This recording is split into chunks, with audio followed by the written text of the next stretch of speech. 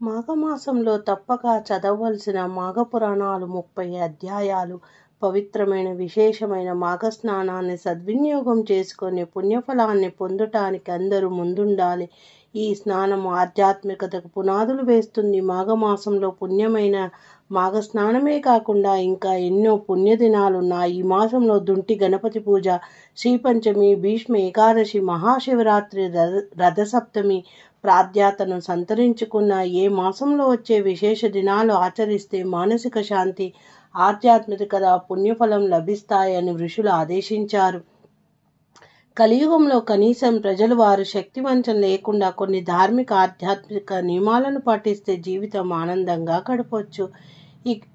ఇక 30 అధ్యాయాలు ప్రతిరోజు శ్రద్ధతో వింటే మోక్షఫలం సిద్ధిస్తుందని, అన్ని విధాల సౌఖ్యం కలుగుతుందని మన పురాణాలు చెప్తున్నాయి. మాఘపురాణం శౌనికాది మునులు యజ్ఞం చేయు తలపెట్టుట. సకల పురాణములకు ఆలవాలమైన నైమిషారణ్యమందు ఒకప్పుడు శౌనికాది మహావృషులు లోక కళ్యాణార్థమై ఒక మహాయజ్ఞమును తలపెట్టిరి. ఆ మహాయజ్ఞము పరిసమాప్తమగుటకు ఒక్క పుష్కర కాలమనగా 12 సంవత్సరాలు పట్టును. ఎన్ని అడ్డంకులు వచ్చినా ఆ యజ్ఞమును పూర్తి చేయవలెననేది దీక్షతో శౌనికాది మునులు తలపెట్టి యజ్ఞస్థలమును నైమిషారణ్యంలో ప్రవహించు గోమతీ నది తీరమున ఎన్నుకొని ఒక శుభముహూర్తమున యజ్ఞమును ప్రారంభించిరి. అంత పెద్ద యజ్ఞమును చూచి తరింపవలననేది కోరికలతో భరతఖండమున నలుమూల నుండి తపోధనులు ఎందరో వచ్చి యజ్ఞస్థల సమీపమునందు నివాసం ఏర్పరచుకొనిరి. అచ్చట కేతించిన మునీశ్వరులు, బ్రహ్మ తేజస్సు గల శతవృద్ధులు, వేదాలను ఆమూలాగ్రంగా అవగాహన చేసుకున్న వేదమూర్తులు, సకల శాస్త్రములు అధ్యాయమునరించిన మునికుమారులు వచ్చి పాల్గొనిరి. ఆ విధంగా మునీశ్వరులందరూ తమ శిష్య బృందంతో పరివారములతో తండోపతండములుగా యజ్ఞస్థలానికి చేరుకునిరి. వేల కొలది ఋషి పుంగవులతో ఆ యజ్ఞస్థలం కిక్కరసి ఉండెన. ఆ యాగము సకల లోకాలకు శుభకరమైనది, పుణ్యప్రదమైనది. 12 సంవత్సరములు ఏకదాటిగా జరుగు మహాయాగం అగుట వలన పురాణ పురుషుడగు సూత మహామణి కూడా తన శిష్య బృందంతో వేంచేసి యాగాది కార్యక్రమంలో పాల్గొని దూర ప్రాంతముల నుండి వచ్చిన ఋషులు సూతులను దర్శన భాగ్యం కలిగినందుకు అమితానందం పొందిరి. సూతుల వారి ఆశీర్వాదంతో నిర్విఘ్నంగా యాగం జరుగునని అందరూ సంతోషపడిరి. సూత మహాముని సకల శాస్త్రములు ఆమూలాగ్రంగా తెలిసియున్న మహానుభావుడు. వేద పురాణ ఇతిహాస్యాది సమస్త విషయములందు వారికి తెలియనిదంటూ లేదు. అవి అన్నీ వారు కొట్టిన పిండి వంటి. వారి ముఖవర్చస్సు నుండి ప్రకాశించు బ్రహ్మ తేజస్సు ఎల్లవేళ నవ్వులొలికించు ముఖారవిందం మేలిమి బంగారం వలె ప్రకాశించుచున్న శరీరము వర్ణింపలను నలవి కానిది. అటువంటి పుణ్యపురుషుడు సూత మహాముని ఆగమనముకు స్వాగతం పలికి సాష్టాంగ దండ ప్రణామములు ఆచరించి యజ్ఞం జరుగుచుండగా ఆ 12 సంవత్సరంలో ఎన్నో పురాణ గాథలు విని తరింపవలననేది కోరికతో మునిపొంగవులందరూ వేచియుండిరి. సూతుల వారు శౌనికాది మునుల కోరికలను గ్రహించినారు. ఇటువంటి పుణ్య కార్యక్రమాలందు పురాణ పఠనం గావించి అశేష ముని ఉత్తములను తృప్తిపరచుట తన విద్యుత్ ధర్మముని ఎంచి వారి కోరికను మన్నించినారు. ఒక శుభముహూర్తాన ఆశ్రమవాసులందరూ సూతుల వారికి పాద్యములను ఒసంగి ఉచితాసనంపై ఆసీను చేసి మునిశ్రేష్ట, ముని తిలకమా, ఇంతకు మున్న ఎన్నో పురాణ గాథలు తమరు తెలియగా విని ఆనందించాము. అనేక ఇతిహాస్యములు విన్నాము. అందులోని సారాన్ని గ్రహించి ఉంటుమే. సమయం వచ్చినప్పుడల్లా సకల శాస్త్రాలలోని నీతి కథలు మాకు వినిపించుచునే ఉన్నారు. అయినను మీ మోటి సిద్ధ పురుషులు 14 లోకంలో సంచారం చేసి ఎందున ఎన్నో విషయాలు మీరు అవగాహన చేసుకుని ఉన్నారు. కాన వినదగిన విషయాలు ఏమైనా ఉన్నేడలా విరామకాలంలో మాకు వివరించవలసింది అని వినయంగా వేడుకున్నారు. శౌనికాది మునులు ప్రార్థించిరి. ఆ ప్రకారంగా కోరిన శౌనికాది మునులు తన వలన కొత్త సంగతులు తెలుసుకోవాలనేది కుతూహలము కనుపరిచిన వారిని చూచి సూత మహాముని ఇట్లు పలికిరి. ముని పొంగవులారా, మీ మనోవాంఛను గ్రహించదని మీరు వినదగిన కథను నాకు తెలిసినంత వరకు వివరిస్తాను, మీకు తృప్తి కలిగిస్తాను. ఇటువంటి మహా సమయమున పుణ్య కథలు చెప్పుట వలన నాకును వినుట వలన మీకును పరమార్థం కలుగును అనెను. శౌనికాదులు ముని కోరికకు సూత మహాముని అడిగిందే తడుగా వారందలకు అంగీకరించగా ధన్యులమైతమని మునులందరూ అమితానందంతో సంతోషంతో సూతుల వారి పాదాలను కళ్ళకద్దుకొని సూత మహామునితో, ఆర్య, పద్మపురాణమందలి లీనమై ఉన్న మాఘమాసము యొక్క మహత్యమును మరలా మరలా వినవలననేది కుతూహలం కలుగుచున్నది. అదియునుగాక రాబో మాసం మాఘమాసమే అయినందున ఆ మాస మహత్యము ఆచరించవలసిన విధానం మాకు వివరించవలసిందిగా కోరిరి. ఆ విధంగా శౌనికాదిమునులు ఇతర తపశ్శాలు కోరుట వలన సూత మహర్షి మిక్కిలి సంతోషించి ఇట్లు పలికిరి, మునిపుంగవులారా, మీరందరూ అతి ముఖ్యమైన విషయాన్ని అడుగుచున్నారు. మాఘమాసం కూడా ప్రారంభం కాబోచున్నది. ఇటువంటి సమయంలో మాఘపురాణం వినుట వలన ఫలము అత్యంత అమితమైనది. అదీనుగాక ఈ మహాయజ్ఞం జరుగుచున్న సమయంలో మాఘమాసము యొక్క మహత్యమును వివరించవలసిందిగా భాగ్యం కలిగినందుకు నేను అదృష్టవంతుణ్ణే కాను. సావధానుడవై మనసుకులై ఆలకింపుడని సూత మహర్షి ఇట్లు వివరించిరి. నేను నా తండ్రి శిష్యుడగు రోమ మహర్షిని శిష్యుణ్ణి. అతడు మహాతపస్వి జ్ఞాని. నా తండ్రి వద్ద సకల శాస్త్రములు అభ్యసించి విశ్వాంస సంభూతుడగు వేదవ్యాస మహర్షికి ప్రియప్రాతుణ్ణి. వారి దయవలన నాకు కలిగిన జ్ఞానంతో మీలాంటి వారు అడిగిన ప్రశ్నలకు జవాబు చెప్పగల సామర్థ్యాన్ని కలిగిన వాడినైతిని. నేను తెలియబోచున్న నీతి బోధలు సకల లోకములకు శుభములు కలుగును. మీరు అడిగినట్లే పూర్వము దిలీప మహారాజు తన కులగురువైన వశిష్ఠ మహామునిని మాఘమాస మహత్యమును వివరించమన్నారు. ఆ విషయాన్నే నేను మీకు వివరించబోచున్నాను.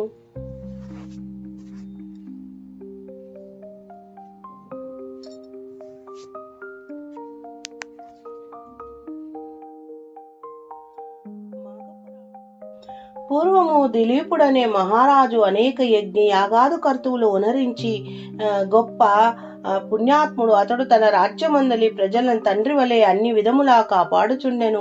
ఒకనాడు భూపాలునికి వేట నిమిత్తం అడవికి పోవలననేది కోరిక కలగను. మనసు కలిగిన కోరికను ఎట్టి వారులకైనా నెరవేర్చుకునుట సహజమే కదా. ఆ విధంగానే దిలీప మహారాజు వేటకు పోయి నిశ్చయమును వేటకు కావలసిన సమస్త వస్తువులను సిద్ధం చేసుకుని వేటకు దుస్తులను ధరించి సైన్య సమేతుడై వెడలిపోయెను. దిలీపుడు వేటకు వెళ్లిన అడవి క్రూర మృగములతో నిండి ఉన్నది. ఆ క్రూర మృగ జంతువులు సమీపమునందున గ్రామాలపై పడి పశుపక్షాదులను మనుషులను చంపి నానా బీభత్సములు చేయుచున్నవి. దిలీపుడు అడవిలో మాటు వేసి మృగములను చంపుచుండెను. తన పరివారం కూడా మృగములను మట్టు పెట్టుచుండేది. ఇలా కొన్ని రోజుల వరకు అడవి అందే ఉండే అనేక క్రూర జంతువులను చంపిరి. ఒకనాడు ఒక మృగముపై బాణం వేసిన ఆ బాణాన్ని తప్పించుకుని ఆ మృగం పారిపోయిను. దిలీపుడు పట్టు విడవక దాని వెంట పరిగెత్తను. ముందు మృగము, వెనుక దిలీపుడు. అతని వెనుక పరివారము పరిగీడుచుండగా ఆ మృగముక కీక అరణ్యమును ప్రవేశించిన. అప్పటికి దిలీపుడు అలసిపోయినందున దాహం చేయి నాలుక ఎండిపోతుంది. నీటి కొరకు పరివారంతో వెతుకుచుండిరి.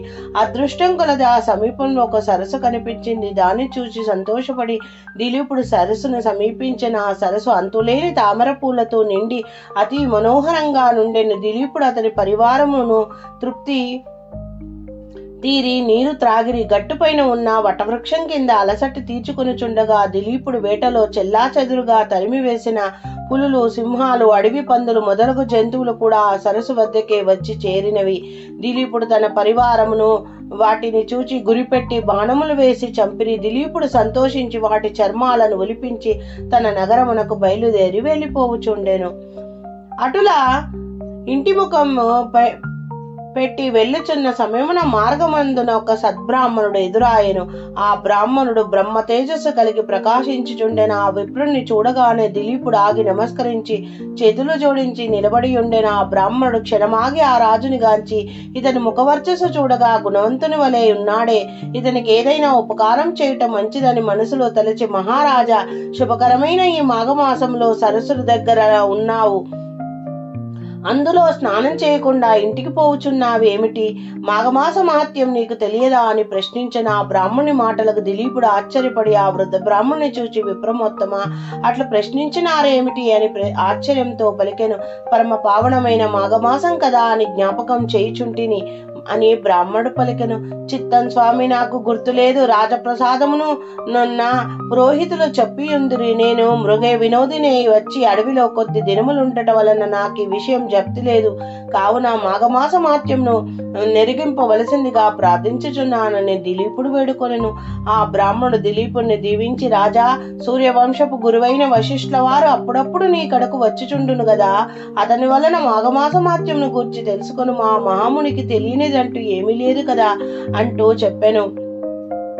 బ్రాహ్మణుడు తన దారి తాను పోయేను. దిలీపుడు వశిష్ఠుని కడకు పోవుట. దిలీపుడు తన పరివారంతో నగరమును చేరెను. పదే పదే బ్రాహ్మణుని మాటలు జప్తికి తెచ్చుకొని ఎటులను ఆ రాత్రి గడుపును. మరునాడు ప్రాతకాలమున లేచి కాలకృత్యములు తీర్చుకొని మంచి ఉడుపులు సకలాభరణములను ధరించి మంత్రి సామంతాదులతో వశిష్ఠుల వారి దర్శనానికై వారి ఆశ్రమానికి వెళ్ళెను. ఆ సమయంలో వశిష్ఠుల వారు తపమాచరించుకొనిచున్నారు.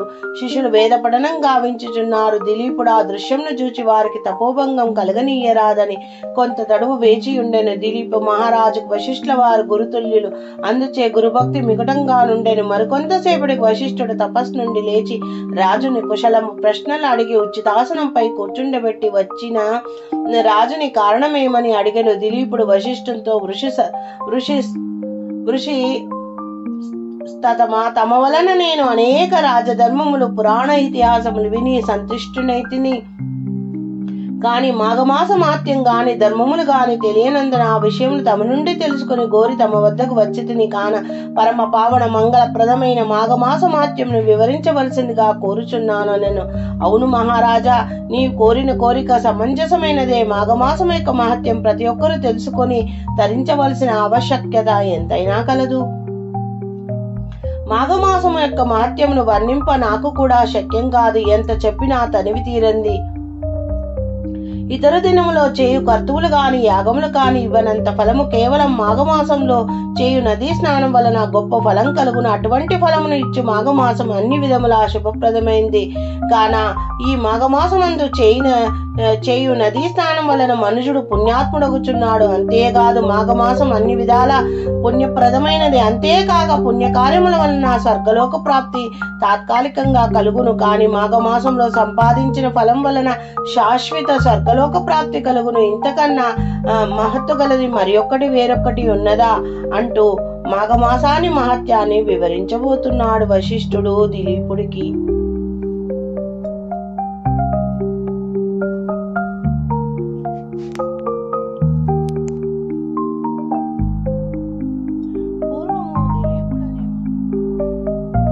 వింధ్యాపర్వతం దిలీపుని మాటలకు వశిష్ఠుడు మరలా ఇట్లు చెప్పదడిగెను.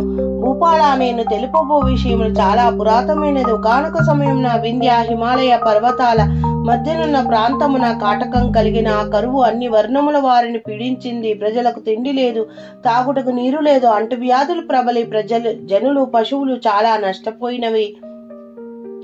అందువలన యజ్ఞయాగాదు కార్యములు గాని దేవతార్చనలు గాని చేయలేకపోయి వనములందు తపస్సు చేసుకుని మునీశ్వరులు సైతం ఆ కరువుకు ఆహాకారములు చేసి ఆశ్రమాలు వదిలి వలసపోవుచుంటిరి. అప్పుడు భృగు మహర్షి ఆ కరువు ప్రాంతంలో నివసించుచుండెను. రేవానది తీరమందున ఫలవృక్షముల పంట భూములు నీరు లేక బీడి ఎండిపోయినవి. త్రాగడానికి నీరు కూడా లభించటలేదు. ఆ మహాతపస్వయగు భృగు మహర్షి కూడా ఆ కాటకమును తట్టుకోలేకపోయాడు. ఎన్ని సంవత్సరాల నుండి ఆ ప్రాంతమందుండట వలన అచ్చటి నుండి కదులలేక ఇష్టము లేక పోయినప్పటికీ విధి లేక హిమాలయ ప్రాంతాలకు వలసిపోయాడు. హిమాలయ పర్వతాలకు పడమటి దిక్కున ఒక కొండచర్య ఉన్నది. ఆ కొండచర్య అచ్చటనున్న కైలాస పర్వతమునకు చాలా దగ్గరగా ఉంది. అది తెల్లగా కూడా ఉంది. ఆ కొండ చర్య ఇంద్రనీలములు ఉండటం వలన దగదగా మెరుస్తూ ఉన్నది. మహర్షులు, సిద్ధులు, జ్ఞానులు ఆ కొండ వద్దకు వచ్చి శ్రీమన్నారాయణ భక్తిభావంతో ప్రార్థించిరి. అంతేగాక ఆ పర్వతం వద్దకు యక్షులు, గంధర్వులు వచ్చి విహరించుచుందురు అని వశిష్ఠుల వారు దిలీపునికి వివరించారు. అంతటా దిలీపుడు వశిష్ఠుతో ఇట్లు పలికెను. ఓ మహానుభావ, ఆ పర్వతమును గూర్చి చెప్పిన మాటలు నాకు ఆశ్చర్యమును కలగజేసినవి. ఇంకను విశేషములన్నా తెలుపగోరదనని ప్రార్థించను. మరలా వశిష్ఠుల వారిట్టు చెప్పిరి. రాజా, నీ అభిష్ట ప్రకారమే వివరింతును, సావధానుడవై ఆలకింపము. ఆ పర్వతరాజము కడువు వింతైనది. దానిపై ఉన్న వింత చెట్లు, పురాతన వన్యమృగములు, అనేక రకముల పక్షులతోనున్న ఆ ప్రవటము 30 యోజనములు పొడవు కలిగి 10 యోజనముల ఎత్తుగలదై అలవారుచుండెను. అటువంటి పర్వతం వద్దకు భృగు మహర్షి వచ్చి ఆ సుందర నయనానందకరమగు దృశ్యమును చూచి సంతోషించాడు. తాను తపస్సు చేసుకొనుటకు అదే మంచి అనుకూలమైన స్థలమని నిర్ణయించుకొని ఆశ్రమం కట్టుకొని తపస్సు చేసుకొనుచుండెను. అట్లు కొంతకాలం గడిచిపోయిన ఒకనాడు ఒక గంధర్వ యువకుడు భార్యాసమేతుడై ఆ పర్వతం మీదికి వచ్చి తపమాచరించుకొనుచు భృగు మహర్షిని గాంచి నమస్కరించి గద్గద స్వరంతో తన వృత్తాంతం ఇట్లు తెలియచేసెను. గంధర్వ యువకుని వృత్తాంతం. భృగు మహర్షి: నా కష్టమును ఏమని వినవింతు. నేను పూర్వజన్మంలో చేసిన పుణ్యఫలం వలన నాకు స్వర్గం ప్రాప్తించినను, పులిముఖం నాకు కలిగింది. ఏ కారణంగానూ నాకు అటులు కలిగిన బోధపడకున్నది అని నా భార్య అతి రూపవతి, గుణవంతురాలు, మహాసాధ్వి అయిన నా వికృత రూపం వలన ఎందుకు పనికిరాని వాడినైతిని. కాన నా ఈ రూపమున కారణమేమని వివరించవలసిందిగా నా మనోబాధను తొలగజేయుడని పరిపరి విధములా ప్రార్థించెను. భృగు మహర్షి గంధర్వుని దీనలాపములు ఆలకించి అతని వృత్తాంతం వినగానే ముని హృదయము కలిచివేసినట్లయింది. ఆ గంధర్వుని కెటులకైనా తన శక్తి కొలది సాయం చేయవలని నిశ్చయించుకొని ఇట్లను: ఓయి గంధర్వ కుమార, నీవు అదృష్టహీనత వలన నీకు కష్టదశ కలిగింది. పాపం, పేదరికం, దురదృష్టమని మూడును మనుజుని కృంగదీని మూడింటిని నివృత్తి చేసుకోవాలన్న మాఘమాస స్నానము పరమౌషధం. అన్ని జాతుల వారు ఆచరించవలసిన పరమ పావనమైన మార్గం. కావున నీవు నీ భార్యతో కూడి పర్వతం నుండి ప్రవహించుచున్న నదిలో స్నానం చేయుము. అదినుగాక ఇది మాఘమాసం కదా, వెళ్ళిపోయి తీర్థ మధురైనట్లు అన్నియు సమకూడును. ఈ రోజుతో నీ కష్టం తొలగిపో, నీ మనోవాంఛ ఈరేడును, భయపడకుము అని మాఘస్నాన ఫలం గురించి వివరించిన ఆ గంధర్వ భృగు మహర్షి ఉపదేశం శ్రద్ధగా విని తన భార్యతో కూడి మునీశ్వరుని వచనములు ఆలకించి సంతోషించెను. ఆ మహర్షి చెప్పిన విధంగా గంధర్వుడు భార్యాసమేతుడై ఆ దాపుణ్ణి ప్రవహించుచున్న నదిలో స్నానం చేసెను. వెంటనే తనకున్న పెద్ద పులి ముఖం పోయి తేజోవంతమైన సుందరమైన ముఖంతో ప్రకాశించుచో ఆ గంధర్వ దంపతులు అమిత ఆనందం పొందిరి. అంత వారిద్దరు భృగు మహర్షి కడకు వచ్చి సాష్టాంగ నమస్కారములు చేసి భృగువారులను దీవించి పంపించి వేచను. ఈ విధంగా గంధర్వ యొక్కని చరిత్రమును వశిష్ఠుల వారు దిలీపుని కెరిగించెను. వింటివా రాజా? గంధర్వ కుమారుని వృత్తాంతం. మాఘమాసంలో పుణ్య నదుల యందు స్నానం ఆచరించిన ఎడల ఎట్టి ఫలం కలుగునో ఊహించుకొనుము.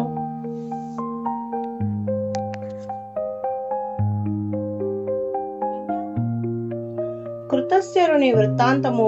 పులిముఖం గల గంధర్వుని వృత్తాంతమును దిలీపునికి వివరించిన తర్వాత మాఘమాస మహత్యం గురించి వశిష్ఠుడు తిరిగి ఇట్ట చెప్పుచుండెను. పూర్వకాలము కృతస్యుడని పేరుగల విప్రుడొకడు ఉండెను. అతడు కర్దముని యొక్క కుమార్తెను వివాహమాడెను. కొంతకాలమునకు దంపతులకు ఒక కుమారుడు జన్మించెను. కుమారుడికి 5వ ఏడు రాగానే ఉపనయనం చేసి ఆ బాలుడు దినదినాభివృద్ధి నందుచు పెద్దలను గౌరవించడం, విద్యాభ్యాసము చేయుట, శ్రద్ధ చూపుట, నీతి నియమాలను పాటించుట, దైవ కార్యములందు భక్తి కలిగి ఉండుట మొదలగు కార్యములను నెరవేర్చుట, సకల శాస్త్రములను అభ్యసించెను. ఈ విధంగా కొంతకాలమును గడిచెను. ఆ బ్రాహ్మణ బాలునికి యుక్త వయసు వచ్చెను. అతనికి దేశాటనకు పోవలననే కోరిక కలిగి తీర్థయాత్రలకు బయలుదేరెను. అనేక పుణ్యక్షేత్రమును దర్శించి సిద్ధులను సేవించి మాఘమాసం వచ్చినప్పటికీ కావేరీ నది తీరమునకు చేరుకున్నాడు. ఆ పుణ్యఫలం కొలది ఈ మాఘమాసంలో నాకు కావేరీ స్నాన యోగం లభించిందే, ఇది నా భాగ్యమని ఆ విప్రుడు యువకుడు అనుకుని సంతృప్తి చెందెను. మాఘమాసమంతయు ఇచ్చటనే ఉండి అధిక ఫలమును సంపాదించదనని మనమున నిశ్చయించుకుని ఒక ఆశ్రమాన్ని నిర్మించుకుని నిత్యం ఆ నదిలో స్నానం చేయుచు భక్తితో భగవంతుని సేవిస్తూ అచ్చటనే కాలం గడుపుచుండెను. ఆ విధంగా నదీ తీరమును 3 సంవత్సరాలు ఉండి అత్యధిక పుణ్యఫలం సంపాదించిన ఆ తర్వాత అన్ని కోరికలను సంపాదించుటకు ఘోర తపమాచరించవలసిందని తలంచి ఆ సమీపనందు ఒక పర్వతంపై తపస్సు చేసుకుని సంకల్పించి తపస్సు చేయు మొదలుడెను. అట్లు కొంతకాలం నిష్ఠతోనూ నిశ్చల మనస్తోనూ తపస్సు చేయుచుండెను. అతని దీక్షకు శ్రీమన్నారాయణుడు సంతోషించి ప్రత్యక్షమాయెను. ఆ విప్ర యువకుడికి కనులు తెరిచి చూచుజరికి శంకు చక్ర గదాధారుడై కోటి సూర్య ప్రకాశంతో ఉన్న శ్రీహరిని నిండు విగ్రహాన్ని చూశాడు. అమిత ఆనందంతో సాష్టాంగ నమస్కారం చేసి చేతులు జోడించి అనేక రీతుల స్తోత్రములు చేశాడు. ఈ విధంగా స్తుతించిన బ్రాహ్మణుడు యువకుని భక్తి భావనకు శ్రీహరి సంతసించి అతన్ని ఆశీర్వదించి ఇట్లు పలికెను: ఓ విప్రకుమారా, నీవు నీ భక్తి ప్రభావం చే నన్ను ప్రసన్ను చేసుకొంటివి. అది ఎట్లు అనగా, నీవు విడవకుండా అనేక పర్యాయములు మాఘమాసంలో నది స్నానం చేసి తపశ్శాలు కూడా పొందని మాఘమాస పుణ్య ఫలాన్ని సంపాదించితివి. అందుచేతనే నీపై నాకు గాఢ అనురాగం కలిగింది కాన నీకేం కావాలనో కోరుకో, నీ అభీష్టం నెరవేర్చదనని శ్రీమన్నారాయణుడు పలికెను. అంతా శ్రీహరి పలికిన పలుకులకు ఆ బ్రాహ్మణుడు తన్మయుడై, ప్రభు జగత్రక్షక సర్వాంతర్యామి ఆపద్ బాంధవ నారాయణ, ఆ నీ యొక్క దివ్య దర్శనం వలన నా జన్మ తరించింది. నిన్ను చూచినది మొదలు నేను ఏ విధమైన సుఖాలు కోరుటకు నా మనసు అంగీకరించలేదు. మనుషుడు ఏ మహాభాగ్యం కొరకు జీవితాంతం వరకు దీక్ష వహించును, అట్టి మహద్భాగ్యం నాకిప్పుడు కలుగుగా మరి ఒక కోరిక కోరుకోగలనా? నాకేమీయో అవసరం లేదు, కానీ మీ దివ్య దర్శనం నాకు ఎట్లు కనిపించిందో అట్లే అన్ని వేళలందు ఈ స్థలమందు భక్తులకు దర్శనం ఇచ్చుచుండవలెను. అదే నా కోరిక అని ప్రార్థించెను. శ్రీహరి ఆ విప్రకుమారుని కోరికను మన్నించి నీ అభిష్టం నెరవేర్చదను గాక అని పలికి ఆనాటి నుండి అచ్చటనే ఉండిపోయెను. కొంతకాలమునకు తల్లిదండ్రులను చూచుటకై తన గ్రామమునకు వెళ్ళెను. చాలా దినమునకు కుమారుడు వచ్చెనని వృద్ధులై ఉన్న తల్లిదండ్రులు మిక్కిలి సంతోషించి కుశల ప్రశ్నలు అడిగిరి.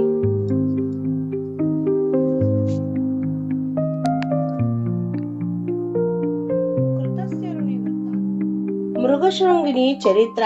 ఆ బ్రాహ్మణ యువకుడు కృతస్థుని కుమారుడు కనుక కౌతస్థ్యుడని పిలువబడుచున్నను. అతన్ని మృగశృంగుడు అనే పేరుతో పిలుచుచుండిరి. అది ఎట్లనగా, అతడు కావేరీ నది తీరమున ఘోర తపస్సు చేయుచున్నాడు కదా. అప్పుడు అతను శిలవలే నిలబడి దీక్షతో తపస్సు చేసుకున్న సమయంలో ఆ ప్రాంతమందు తిరుగాడు మృగములు జంతువులు తమ యొక్క శృంగములచే అతన్ని గీకేడివి. అందుచేత అతనికి మృగశృంగుడు అనే పేరు సార్థకమాయెను. వివాహమాడి కన్య గుణములను మృగశృంగునాకి యుక్త వయసు వచ్చుచుండచే అతనికి వివాహం చేయవలన అని అతని తల్లిదండ్రులు నిశ్చయించిరి. ఆ విషయమును మృగ శృంగుడితో చెప్పిరి. మృగశృంగుడు వారి మాట ఆలకించి ఇట్లు పలికెను: పూజ్యులకు తల్లిదండ్రులారా, నా వివాహ విషయం మీరు తలపెట్టిన కార్యం వివరించితిరి. అయినను నా అభిప్రాయం కూడా ఆలకింపుడని. అన్ని ఆశ్రమాల కంటే గృహస్థాశ్రమం మంచిదని దైవజ్ఞులు నుడివిరి. అయినను అందరూ ఆ సుఖమును పొందలేకున్నారు. దానికి కారణమేమనగా, ప్రతి పురుషునికి తనకు కులవతియగు భార్య లభించినప్పుడే గృహస్థాశ్రమం యొక్క ఫలితం సిద్ధించును. దానికి ఉదాహరణంగా స్త్రీ ఎట్లుండవలేనో చెప్పుచున్నాను వినండి. శ్లోకం: కార్యేషు దాసి, కరుణేషు మంత్రి, భోజేషు మాత, శయనేషు రంభ, రూపేచ లక్ష్మి, క్షమయా దాత్రి. ఇవి 6 ధర్మములు ఉండవలనని స్త్రీని గురించి వర్ణించియున్నారు. అనగా ఇంటి పనులో దాసివలే, రాజకార్యములో భర్తకు సహకారిగా మంత్రి వలె, శయన మందిరంలో రంభ వలె, భోజన విషయంలో తల్లి వలె, లక్ష్మి వలె రూమున లక్ష్మి వలె, శాంతి స్వభావంలో భూదేవి వలె స్త్రీ 6 విధములా వ్యవహరింపవలెను. అంతేగాక చతుర్విధ పురుషార్థములైన ధర్మము, అర్థము, కామము, మోక్షము అని 4 పురుషార్థములో మోక్షం ప్రధానమైంది. అటువంటి మోక్షము సాధింపనించిన మిగతా 3ను అనవసరము. ధర్మాన్ని, అర్థాన్ని మనుషుడు ఏ విధంగా సాధించునో కామమును కూడా అట్లే సాధించవలెను. ప్రతి మానవుడు వివాహం చేసుకునే ముందు కన్య యొక్క గుణగణములను తెలుసుకొనవలెను. జీవిత సుఖములలో భార్య ప్రధానమైనది కనుక గుణవంతురాలకు భార్య పొందుట కన్నా మరొక స్వర్గం లేదు. గుణవంతి పతితో కాపురం చేసిన ఆ సంసారము స్వర్గతుల్యంగా నుండిటే కాక అట్టి మనుషుడు ధర్మ, అర్థ, కామ, మోక్షములు అవలీలంగా సాధించగలడు. భార్య గయ్యాలి, వినయ విధేయతలు లేనిదై ఉన్నచో ఆ భర్త నరకమును పోలిన కష్టములు అనుభవించును, మరలా నరకోపమునకే పోగలడు. కనుక పెళ్లి చేసుకున్నటకు ముందు స్త్రీని అనేక విధములుగా పరిశీలించి వివాహమాడవలను. అది ఎట్లన్నా కన్య ఆరోగ్యవతి అయి ఏ విధమైన రోగగ్రస్తురాలై ఉండకూడదు. ఎంత అందమైనదైనను మంచి కుటుంబంలోనూ కన్య అయినా ఉండవలను. బంధు మర్యాదలు తెలిసి విద్యావంతురాలై దేవ బ్రాహ్మణులు పూజించినదే, అత్తమామల మాటలకు జవదాటనిదై ఉండవలను. ఉండవలెను. ఈ నీతులన్నీ మునుపు అగస్త మహాముని చెప్పి ఉన్నారు. కాన అటువంటి గుణవంతురాలకు కన్యని ఎంచుకొనవలెను.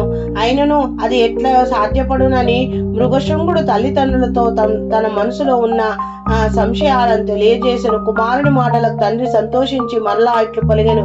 కుమారా, నీ మాటలు నాకెంతయో సంతోషం కలిగించిన వయసులో చిన్నవాడవైనా మంచి నీతులు నేర్చుకున్నావు. నీ అభిష్టం నెరవేరవలెనన్న దీన దయాళుడగు ఆ శ్రీమన్నారుడై తీర్చగలడు. భగవంతునిపై భారమయ్యి అని పలికెను. మృగశృంగిని చరిత్ర. సుశీల చరిత్ర. భోగపురమున నగరంలో సదాచారుడు దైవభక్తుడు ఒక బ్రాహ్మణోత్తముడు నివసించుచుండెను. అతనికి అందాల భరిణ వంటి ఒక కుమార్తె కలదు. ఆ కన్య పేరే సుశీల.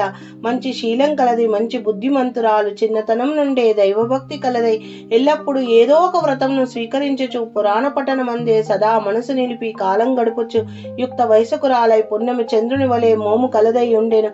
ఆమె గుణములు తెలుసుకొని ఆమె వద్ద అన్ని లక్షణములు ఉండటం వలన మృగశృంగుడు సుశీలనే పెళ్లి ఆడదలిచాడు. ఒకనాడు సుశీల తన ఇద్దరు స్నేహితురాలతో కలిసి కావేరి నదికి స్నానములకు బయలుదేరి వెళ్ళింది. ఆ సమయంలో ఒక ఏనుగు అడవి నుండి గీకారం పెట్టుచు వచ్చి స్నానార్థమై వచ్చిన ఆ ముగ్గురి కన్యలను తరిమించుకొచ్చెను. వారు భయపడి ఏ దిక్కుగానో ముందు వెనకలుగా చూడక పిక్కబలం కొలది పరిగీడిపోవుచుండగా దారిలో గట్టులేని నూతిలో పడి ప్రాణాలు విడిచిరి. ఆ సంగతి వారి తల్లిదండ్రులకు తెలిసి వచ్చి చూచుసరికి ముగ్గురు చనిపోయి ఉన్నారు. ఆ వార్త మృగశృంగునికి తెలియటచే అతడు వచ్చి ఆ ముగ్గురు మృతదేహాలని చూశాడు. ఎక్కడ లేని దుఃఖాన్ని కలిగింది. వారు ఎట్లయినను బతికించవలని సంకల్పించి వారి తల్లిదండ్రులతో తమ బిడ్డల మృతదేహాలను కాపాడుచుండుడని చెప్పి తాను సమీపమున్న కావేరి నదిలో రొమ్ము వరకు దిగి ధ్యానం చేయసాగిన. అంతలో అడవి అంతా గర్జించుకుంటూ తిరిగి ఆ ఏనుగు నీటిలో దిగి తపస్సు చేసుకుంటున్న మృగశృంగుని వద్దకు వచ్చింది.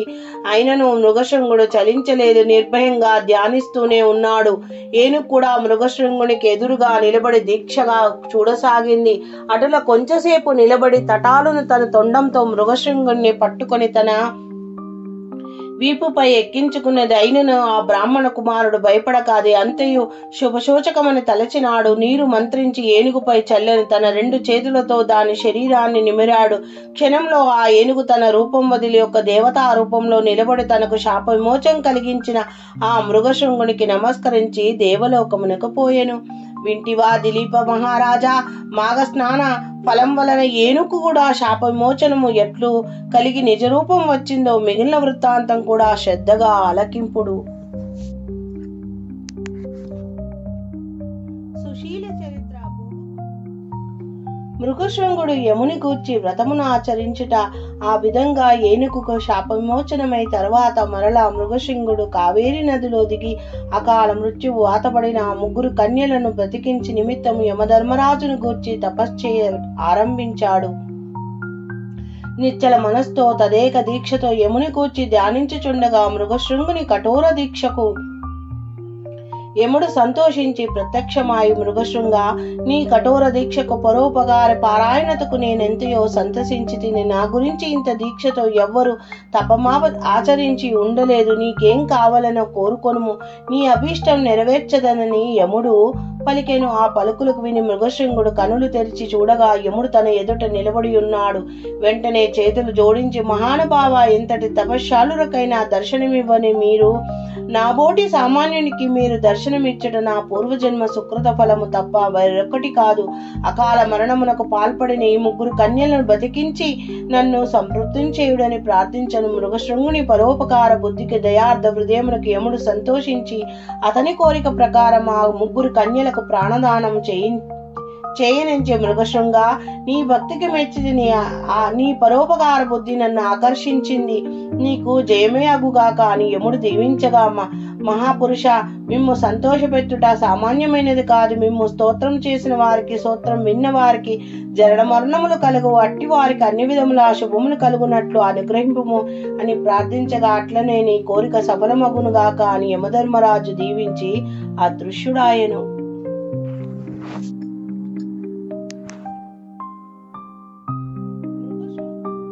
యమలోక విశేషములు.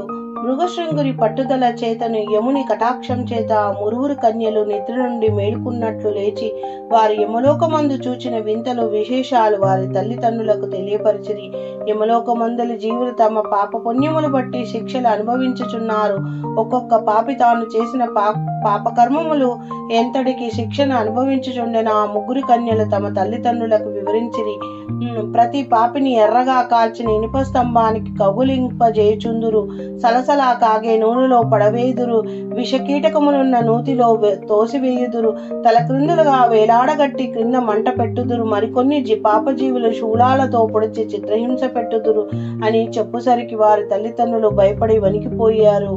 అప్పుడు కన్యలు వారిని ఓదార్చి, మీరు భయపడకుడు, ఆ నరక బాధ నుండి బయటపడ్డ ఉపాయం ఒక్కటే ఉన్నది. ప్రతి మానవుడు ఇహమందు సుఖమును అనుభవించి పరమందు ముక్తిని పొందుటకు మాఘమాసమందు నదీ స్నానం చేయుట, తనకు తోచిన దానములు ధర్మములు జపతపములు ఇత్యాది పుణ్యకార్యములు చేయట వలన అంతకు ముందు చేసి ఉన్న పాపములన్నీ పటాపంచలై నశించుడే కాక స్వర్గలోక ప్రాప్తి పొందవచ్చును గాన మాఘమాస స్నాన ఫలం అంత ప్రసిద్ధమైనది.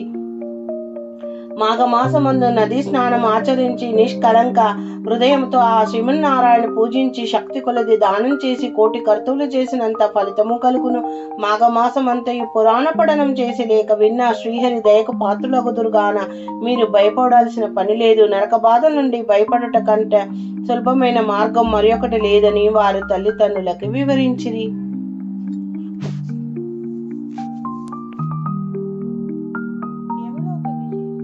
పుష్కరుని వృత్తాంతం. ఈ విధంగా ఆ ముగ్గురు కన్యలు పునర్జీవులై వృత్తాంతం దిలీపునికి వివరించగా దిలీపుడు శ్రద్ధగా వినిన తర్వాత తనకు కలిగిన సంశయమును గురువర్యులని వశిష్ఠుల వారితో ఇట్లు నుడివేను. పూజ్యులైన ఓ మహర్షి, ఈ భూలోకమున యమలోకమునకు దూరం ఎంత? చనిపోయిన ఆ ముగ్గురు కన్యల ప్రాణములు ఎంత కాలంలో వెళ్లి వచ్చినవని ప్రశ్నించను.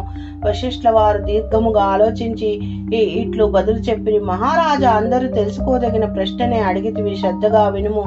భక్తి మార్గమునకు మించిన మరొకటి లేదు. చనిపోయిన ముగ్గురు కన్యలు పుణ్యవతులు. వారు ఒక్కసారి మాఘమాసంలో స్నానమాచరించి యున్నందున వారికి కలిగిన పుణ్యఫలం వలనే మరలా బ్రతికగలిగినారు. దీనికి ఒక ఉదాహరణ వివరించును, ఆలకింపు. ఒకప్పుడు పుష్కరుడను విప్రుడు ఆ కన్యల వలనే యమకింకరచే యమలోకానికి పోయి తిరిగి భూలోకమునకు వచ్చెను. ఆ వృత్తాంతం కడు చిత్రమైనది. పుష్కరుడు అనే ఒక బ్రాహ్మడు మంచి జ్ఞానవంతుడు, సకల జీవుల యందు దయగలవాడు, పరోపకారం చేయుటే తన ప్రధాన ధ్యేయము. అతడు ప్రతి మాఘమాసమందు నిష్ఠతో స్నానము జపములు మొదలగు పుణ్యకార్యములు విడవకుండా చేయు దీక్షావంతుడు.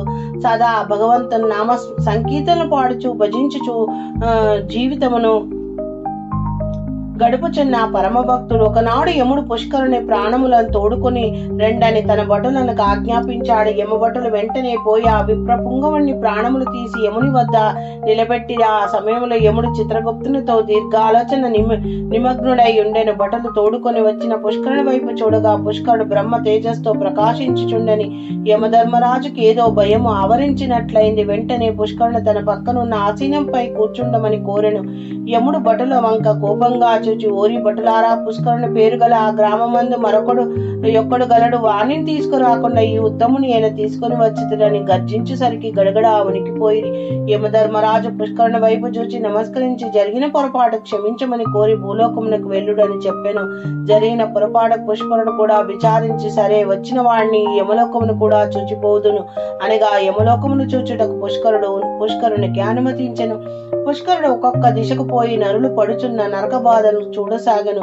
జీవులు వారు చేసుకున్న పనులను బట్టి అనేక విధముల శిక్షలు అనుభవించుచుండుట పుష్కరుడు కన్నులారగాంచెను. అతనికి అమితమగు భయం కలిగిన. తన భయం పోవుటకు హరినామస్మరణ బిగ్గరగా చేయసాగను. వారి హరినామస్మరణ విన్న ఆ పాపజీవులు తమ తమ పాపమును పోగొట్టుకునిచుండిరి. వారి శిక్షలు ఆపు చేయబడినది. యమలోకమంతయు చూచిన తర్వాత పుష్కరుడు తిరిగి భూలోకమునకు వచ్చెను. పాపులు అనుభవించుచున్న నరక బాధలను చూచి వచ్చినందున పుష్కరుడు మరింత జ్ఞానంతో దేవుణ్ణి స్మరించుచుండని. ఈ ప్రకారంగా కొంతమంది పుణ్యాత్ములు యమలోకం వెళ్లి తిరిగి వచ్చిన వారున్నారు. ఇది నిజం. మున్నో శ్రీరామచంద్రుడు పరిపాలించే సమయంలో ఒక విప్రకుమారుడు చనిపోయెను. ఆ వార్త విని రామచంద్రుడు యముని ప్రార్థించగా యముడు ఆ బ్రాహ్మణ బాలుని తిరిగి బ్రతికించాడు. అట్లే శ్రీకృష్ణుడు తనకు విద్యను నేర్పించిన గురువు గారి కుమారుడు చనిపోగా ఆ మహిమను వలన మరలా తిరిగి బ్రతికించెను.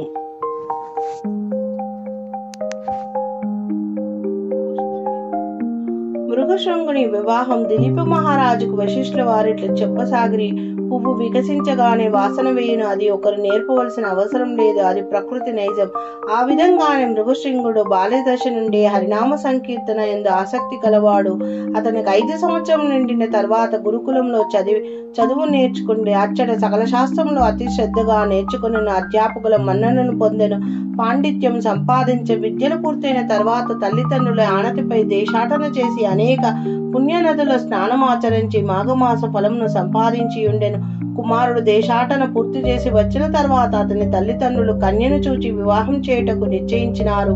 మృగశృంగుడు తాను వరించిన సుశీలను మాత్రమే వివాహం చేసుకుందునని తన మనోనిశ్చయం తల్లిదండ్రులకు తెలుపగా కుమారుని ఇష్టాను ప్రకారంగా ఒక మంచి ముహూర్తంలో మృగశృంగునికి సుశీలనిచ్చి అతి వైభవంగా వివాహం చేసిరి. సుశీల స్నేహితురాలకు మిగిలిన ఇద్దరు కూడా మృగశృంగుని చూచి, ఆర్య, మా స్నేహితురాలకు సుశీలను పెళ్లి చేసుకున్నట్లే మా ఇద్దరిని కూడా ఈ శుభలగ్నమున పరిణయమాడుమని పలికిరి. మృగశృంగుడు ఆశ్చర్యపడి, అసంభవం, అది ఎట్లు జరుగునని ప్రశ్నించగా, మా సుశీలను పెళ్లాడినట్లే మమ్ము కూడా పెళ్లాడమని ఆడపడుచులు పట్టుబట్టినారు. మరి పురుషునికి ఒక్క భార్యే కదా, ఇద్దరు భార్యలేలా అని మృగశృంగుడు ప్రశ్నించగా, 2-3 యువతులను పురుషుడు వివాహం చేసుకున్నటకు శాస్త్రములు అంగీకరించుచున్నవి కదా. దశరథునికి 3 భార్యలు, శ్రీకృష్ణునికి 8 భార్యలు, పరమేశ్వరునికి గంగా గౌరి 2 కదా. వారికి లేని అభ్యంతరం నీకు కలవా అని ఆ కన్యలు ప్రశ్నలతో చుట్టుముట్టిరి. మృగశృంగుడు ఏమి జవాబు చెప్పలేకపోయాడు. వివాహపు వేడుకలను చూడవచ్చిన అనేక మంది మునివరులు కూడా మృగశృంగునికి అభ్యంతరం తెలుపవలదు. ఈ 2 కన్యల్ని కూడా అభీష్టం నెరవేర్చమని వారిని దుఃఖించకు, నీకు జయం కలగదు. అయినను ఇటువంటి ఘటనలు మున్ను అనేకములు జరిగినవని పలికిరి. పెద్దలందరి అభిమతం ప్రకారము మృగశృంగుడు ఆ 2 కన్యల్ని కూడా వివాహం చేసుకున్నాడు. ఈ విధంగా మృగశృంగుడి వృత్తాంతం దిలీపునికి వివరించగా, మహర్షి, వివాహములు ఎన్ని విధములు, వాటి వివరములు తెలియచేయమని సంతృప్తి చేయుడని ప్రార్థించగా, వశిష్ఠుల వారు మరలా ఇట్టు చెప్పసాగి, రాజా, వివాహములు ఎన్ని విధములు, వాటి వివరములు చెప్పదని సావధానుడవై ఆలకింపుము. బ్రాహ్మణ కన్యకు బాగుగా శృంగారించి వరుణ్ణి పిలిపించి చేయి వివాహమునకి బ్రాహ్మము అని పేరు. దైవము, యజ్ఞం చేయువానికి యజ్ఞం చేయుటకు వధువుని ఇచ్చి పెళ్లి చేయుటకు దైవము అని పేరు. హర్షము, పెళ్లి కుమారుని నుండి 2 గోవులను పుచ్చుకొని అతనికి పెళ్లి కూతురునిచ్చి పెళ్లి చేయు దానిని హర్షము అని అందురు. ప్రజాపాత్యము, ధర్మం కోసం దంపతులను కట్టుబడి ఉండమని దీవించి చేయు వివాహమునకు ప్రజాపాత్యము అని పేరు. అసురము, డబ్బు పుచ్చుకొని కన్యను ఇచ్చి వివాహం చేయడానికి అసుర అని పేరు. గాంధర్వం, ఒకరినొకరు ప్రేమించుకొని వారందట వారు చేసుకునే వివాహము గాంధర్వ వివాహం అని పేరు. రాక్షసం, వరుడు కన్యను బలత్కరించి వివాహం ఆడువాడు, దాని రాక్షస వివాహం అని పేరు. పైచాచికం, మోసగించి అనగా మాయమాటలు నమ్మించి పెళ్లి చేసుకుని వాడిని పైచాచికమని పేరు. ఈ 8 రకముల వివాహము సంబంధమైన పేర్లు కాన వాటి ధర్మములు తెలియపరచదన ఆలకింపుడు. గృహస్థాశ్రమ లక్షణములు. మంచి నడవడితో ఇహపర సాధించాలనుకునే ఈ గృహస్థాశ్రమం ఒక్కటే సరి అయిన మార్గం. భార్య భర్త అనుకూలంగా ఉన్నంతలో తృప్తి చెందుట, దైవభక్తితో నడుచుకునుట, అతిథి సత్కారములు ఆచరించుట మొదలగు సద్గుణములతో నడుచుకునేవాడు సరి అయిన గృహస్థుడనబడు. నోములు నోచుట, వ్రతములు చేయుట, పర్వదినములలో ఉపవాసం నుండి, కార్తీక మాసం నందు మాఘమాసమందు నదీ స్నానము చేసి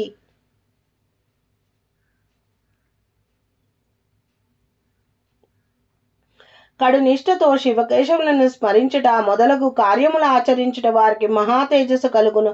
ప్రాతకాలం నిద్ర లేచి నుండి భగవంతుని స్మరించుకొని లేచి కాలకృత్యములు తీర్చుకొని స్నానం చేసి నిష్ఠతో భగవంతుని పూజించవలను. కార్తీక మాసమందు, మాఘమాసమందు, వైశాఖ మాసమందు తన శక్తి కొలది దాన ధర్మములు చేసిన గొప్ప ఫలం కలుగును. కాన ప్రతి మనుషుడు ఇహ సౌఖ్యముల కాక పరలోకముల గూర్చి కూడా ఆలోచించవలను. ప్రతివత లక్షణములు. పురుషుడు తనకు సద్గతి కలిగి నిమిత్తము లేక ఘనకార్యములు చేసిన కాని మంచి ఫలం పొందలేకపోవచ్చున్నాడు. అటులనే ప్రతి స్త్రీ తన భర్తను దైవంగా భావించి మనసారా ఆరాధించవలను. తన భర్త యొక్క మంచి గుణములనే స్వీకరించవలను కానీ అందాన్ని ఆకారాన్ని చూసి మోసపోకూడదు. అటులనే పురుషులు స్త్రీ యొక్క అందమునే చూడక శీలము గుణమును లెక్కించి ప్రేమతో ఆదరించవలను.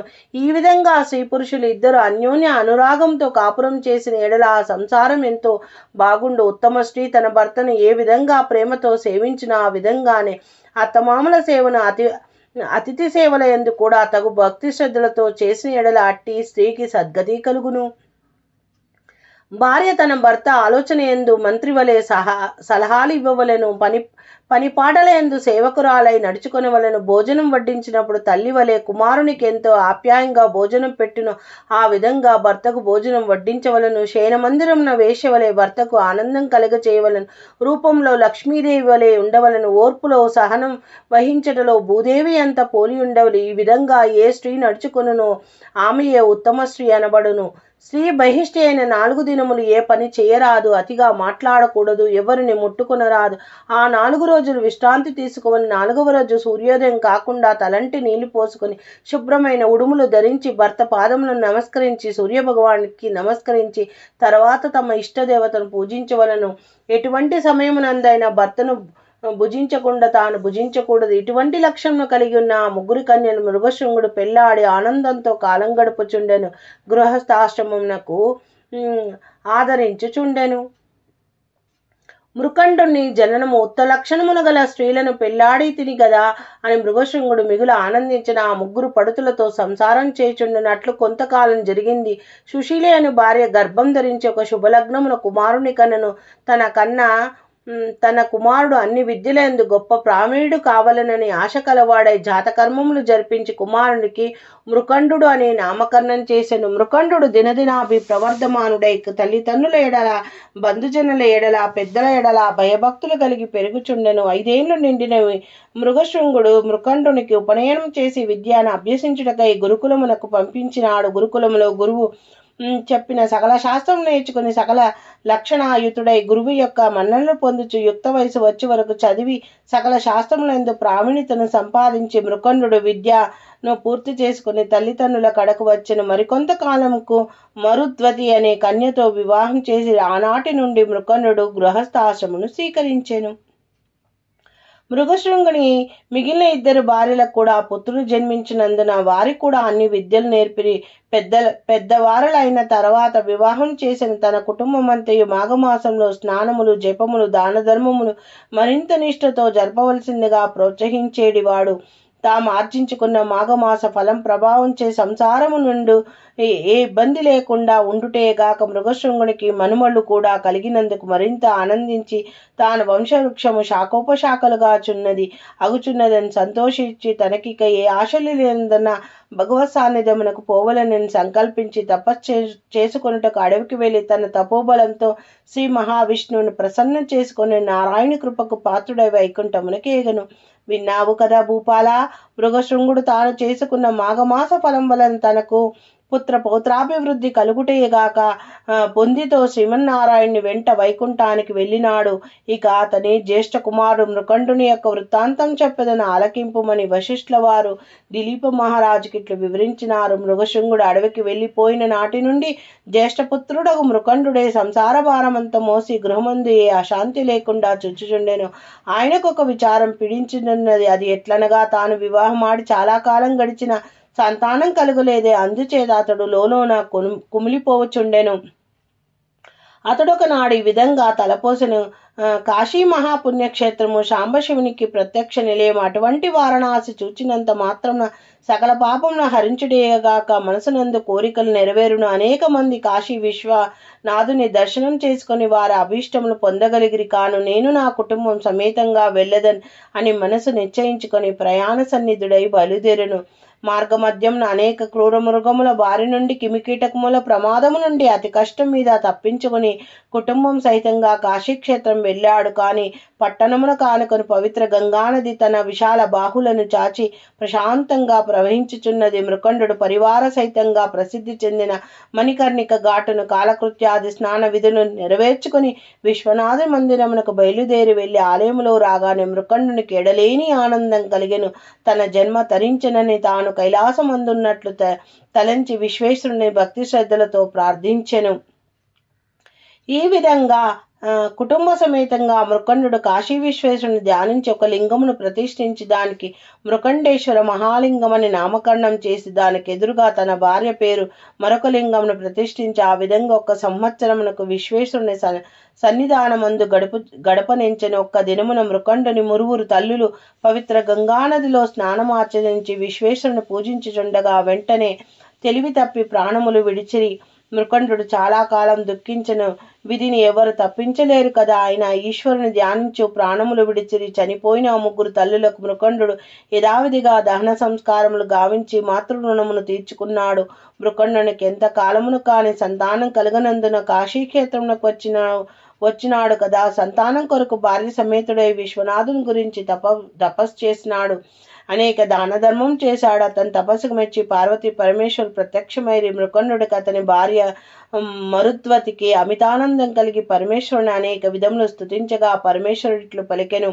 మహాముని, మీ భక్తికి ఎంతయో సంతసించినారు. మీరు చేయు తపస్సు మమ్మెంతో ఆకర్షించినది. మీ నిష్కలంక భక్తికి మెచ్చి మీ కోరికలు తీర్చగా వచ్చినాము కాన మీ అభీష్టం నెరవేర్పుకొనుడు అని పలికెను. అంత మృకండు నమస్కరించి, మహాదేవ, తల్లి అన్నపూర్ణ, ఇదే నా నమస్కృత లోకరక్షాని. దయవలన నేను నా సలక్షవతి సౌందర్య కుమారవతియగు పత్ని లభించినందువల మేము ధ్యానించుచు ఆమెతో సంసార సుఖము అనుభవించుచున్నాము. కాని ఎంతకాలమైన మాకు సంతానం కలగనందున కుంగి కుషించుచున్నాము. సంతానం లేని వారికి ఉత్తమ గతులు లేవు కదా. కావున మాకు పుత్ర సంతానం ప్రసాదించుడని వేడుకుచున్నాడు. అప్పుడు పార్వతీ పరమేశ్వరులు ప్రార్థించినాడు. మృకండుని దీనలాపములు ఆలకించి త్రినేత్రుడిట్లు పలికెను. ముని ఉత్తమ, నీ అభీష్టం నెరవేరగలదు. కాని ఒక నియమం ఉన్నది. బతికున్నంత వరకు వైధవ్యంతో ఉండి పుత్రిక కావలనా లేక అల్పాయుషుడకు పుత్రుడు కావలనా అని ప్రశ్నించిరి. మృకండునికి ఆశ్చర్యం కలిగిన. పరమశివుని మాటలకు ఆలోచనలో పడవలసి వచ్చెను. కొంత తడువు ఆగి, హే శశిధరా, నన్ను పరీక్షింపనెంచితివా? నాకు జ్ఞానోదయమైంది మొదలు నేటి వరకు నీ ధ్యానమును సల్పుచ్చు సేవించుచున్న నాకు ఏమి చెప్పవలని తోచుకున్నది. అయినను కలకాలము వైధవ్యంతో కృంగి కృషించే పుత్రిక కన్నా అల్పాయుషుడగు పుత్రరత్నమే ప్రసాదింపుడని నుడివేను. అటులనే అగుగా కాని త్రిశూలధారి వరమిచ్చి పార్వతీ సమేతంగా అంతరార్థమాయను. పరమేశ్వరుని అనుగ్రహం ఒక శుభముహూర్త కాలమున పుత్రుని కనెను. మృకండునికి పుత్ర సంతానం కలిగెను. అనేక మంది ఋషి ఉత్తములు బాలుని చూడవచ్చిరి. వ్యాస మహర్షి కూడా వచ్చి బిడ్డకు జాతకర్మ చేసి మార్కండేయుడని నామకరణం చేసి వెడలెను. ఓ దిలీప మహారాజా, పరమ పూజ్యుడగు భాగవోత్తముడగు మృకండు పరమేశ్వరుని మెప్పించి వారి దయకు పాత్రుడై సుపుత్రుని పడిసెను.